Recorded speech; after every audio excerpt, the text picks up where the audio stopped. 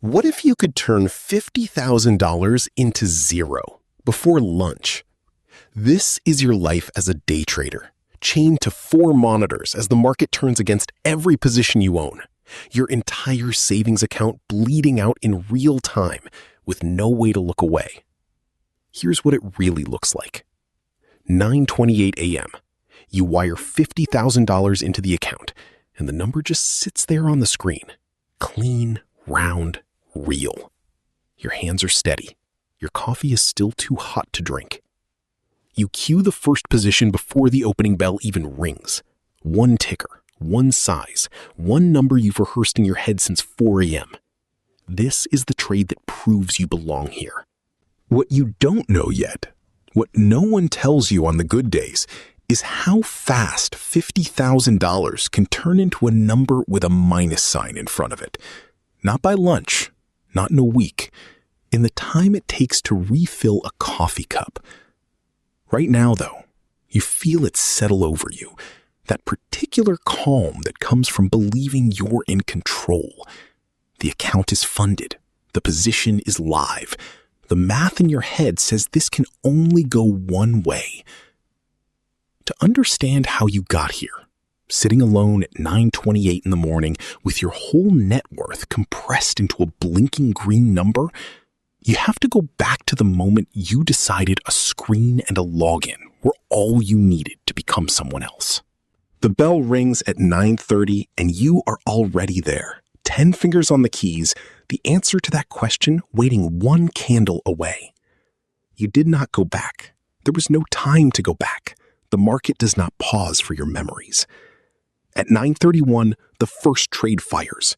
200 shares, a name you picked off a scanner an hour ago, and it moves your way before the fill even confirms. 11 cents a share. $22. Nothing, really. Less than a tank of gas. But the number on the screen turns green, and something in your chest unlocks that has nothing to do with $22. You close it. You did it. You read the tape, you took the shot, you got paid. The account ticks from $50,000 to $50,022, and your brain files that as proof, not luck. Proof that the last 6 months of charts and forums and 2 a.m. YouTube videos have finally clicked into place. Every week, another life. If you're staying for the whole climb, subscribe. By 9:34, you're in again. Bigger this time, 400 shares, because the math that worked once should work twice. It does. $40, then $60.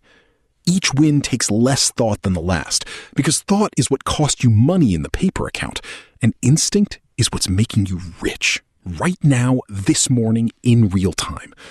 You stop checking your stop-loss orders. You stop needing them. You can feel where the reversal is before it happens. By 9:40, you have made $340 in 10 minutes, and the only voice in the room is the one telling you this is what it feels like to be right. You do not hear the other voice yet, the one that knows the market hasn't shown you a single hard day. The number blinks, and you don't stop to think about what it means, because thinking is what the old you did, and the old you was up $340. You buy in bigger this time, 3 times the size, because 3 times the size means 3 times the correction when it snaps back your way. It doesn't snap back. It falls, and it keeps falling. And for 4 full seconds, you watch the unrealized loss tick past the 300. The rule was always simple. Cut it at 2%, no exceptions. You wrote it yourself in a notebook 11 months ago. But 2% was a rule for the account that had $340 of house money in it 10 minutes ago.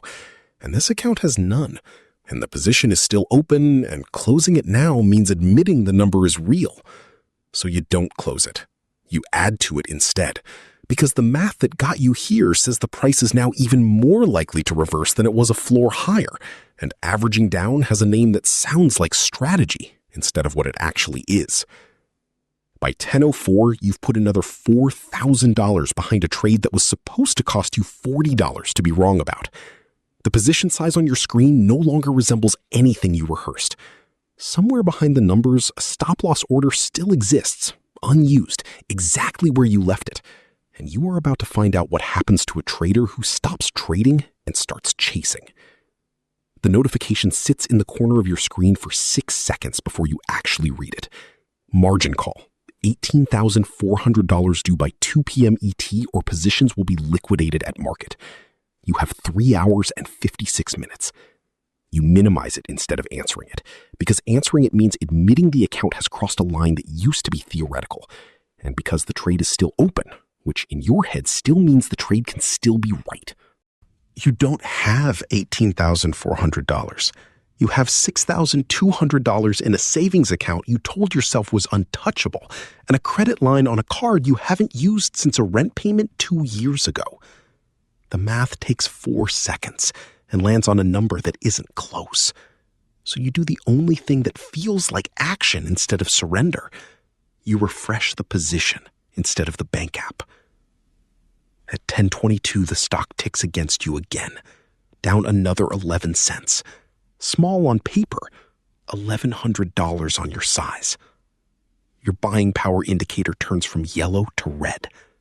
A second banner stacks under the first one. Account restricted. No new positions until margin requirement is met. You can't add any more even if you wanted to. All you can do now is hold or sell into a loss you can still barely survive. You pick up your phone to call someone, your brother, your girlfriend, anyone who could talk you down or lend you the difference. And your thumb hovers over the contact list for a full 10 seconds before you lock the screen and set it face down on the desk.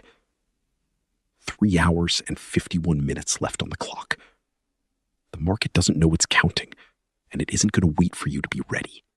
The recovery trade lasts 9 minutes, and for the first 4 of them, it works. The number on the screen climbs back through negative $31,000, negative $28,000, negative $24,000, and something in your chest starts to loosen, starts to believe the day might still be salvageable. Then the reversal hits. No warning, no slow bleed.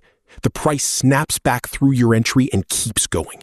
And this time, you're not watching a loss. You're watching the loss you just added on top of it. Negative $38,000, negative $41,000. The margin call banner is still there, still red. But now there's a number attached to it you haven't seen before. Forced liquidation in 6 minutes unless the account is funded or the position is closed. Not a warning anymore. A countdown. You reach for the mouse to close it yourself, to take the loss on your own terms instead of the platform's, and your hand is shaking badly enough that you miss the button twice. The third time you get it. Position closed. Final number, negative $44,200. You sit very still. The apartment is silent, except for the hum of the fridge and your own breathing. Too fast, like you've been running. $6,000 left in an account that held 50 this morning. Not zero. You keep telling yourself that. Not zero. But close enough to it that the difference stops feeling like money and starts feeling like a technicality. Your phone buzzes on the desk, face down. You don't turn it over. Whatever it is, it can wait, because right now there's a decision forming that scares you more than the number does. The ATM near your apartment closes at midnight, and it's the only way to move the last of your emergency fund into an account the platform can't touch. 4 hours and 11 minutes to decide if you're done or if you're about to bet the $6,000 that's left. You don't make it to midnight. You make it to 11:50, staring at a balance that reads $6,214 and a countdown that just became irrelevant because the trade you swore you were done with is already loading on the screen in front of you. 3 clicks from now, you'll own it, and there's no version of this where you asked permission first. The fill confirms in under a second.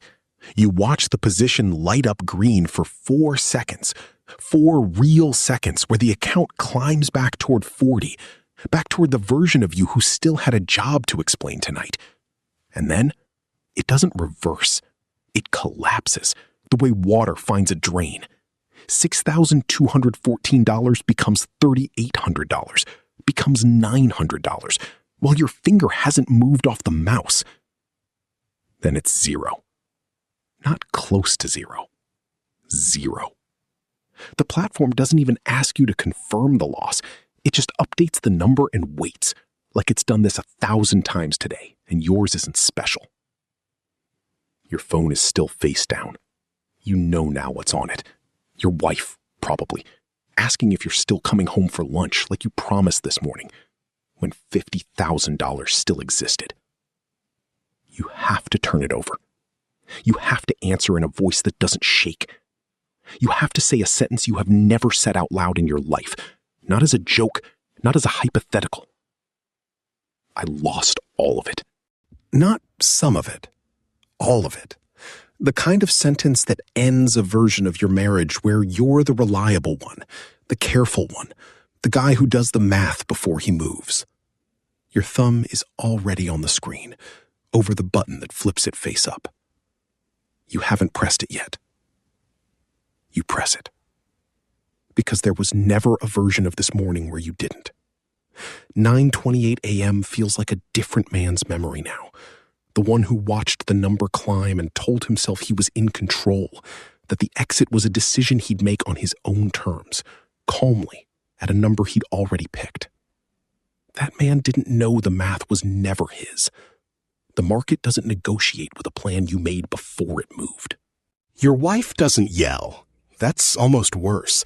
She just goes quiet, doing the mental math of rent and groceries and the vacation you'd half promised, rebuilding the next 6 months behind her eyes while you watch. $50,000 took 4 hours to become nothing. It will take a lot longer than 4 hours to become anything again. There's another ladder on this channel where the uniform is a suit and the casualty count is higher. Because that's the part nobody tells you at 9:28 in the morning, when the number is green and climbing and the coffee's still warm. Control was never the thing you were trading. Confidence was. And the market always takes that first. The cycle continues. If your thumb has ever hovered over a decision like that one, hit subscribe. There's another rank waiting for you. And if this one hit, smash that hype button so the next person finds it too.